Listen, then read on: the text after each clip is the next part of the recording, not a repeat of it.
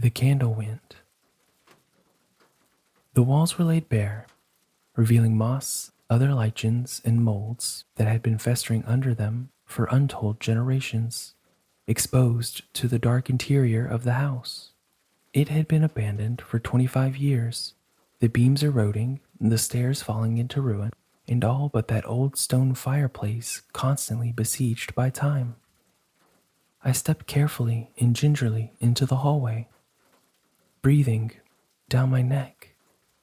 I whirled swiftly, looking with terrified glances behind me. A dank shadowed room stretched behind me. The light of my pathetic flashlight barely served to penetrate the strangling dark.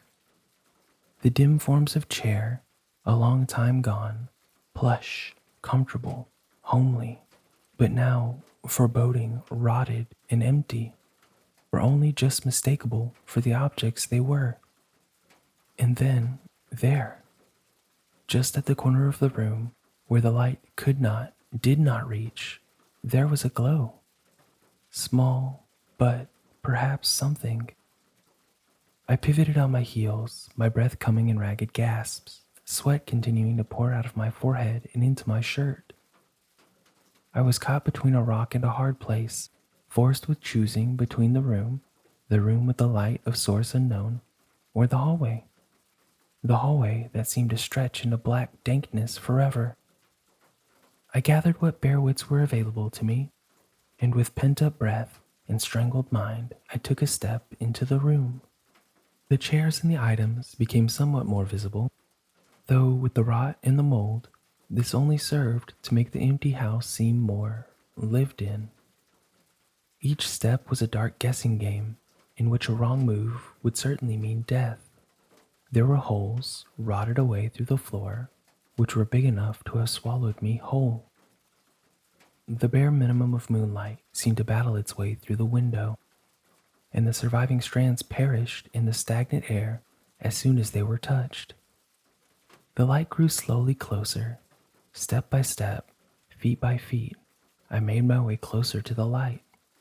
I stood there, staring at it with an intensity only known to a scholar when presented with a new finding. It captured me. It shouldn't be here. It had no right to be.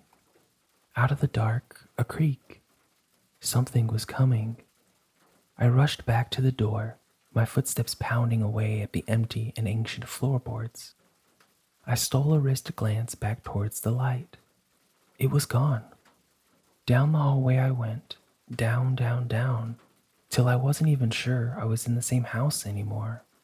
It was a world that looped, strange and menacing, the same wall tiles over and over and over, the same knots on the wood on the floor, the same carpet, the same and same again, until I thought in my mind it would never end. Behind me I looked, that dreadful direction in which no one dare look. A shadow of a thought passed through my terror-filled mind, a thought to run, to flee, and to hide somewhere safe. For this was the thing in the dark. Its eyes were hollow sockets, its hands were alight with flame, candle wax dripping down the lengths of its arms. And its mouth was the most horrible thing of all. It was carved, shaped to be identical to that of a human's, except on waxy skin, contorted in a way that broke the heart, shocked the mind, weakened the soul, and twisted strength. It aimed at me with a silent howl, and I screamed. Suddenly, with what I knew, I was outside. I lay belly first on the grass, the soft, beautiful, fantastic grass. I wanted to giggle and holler. I was so happy to be out of there, out of that terrible place. But all I could do was cry, for a part of me, no matter how small, knew that everything was wrong. Suddenly, I was back inside the house, the same one.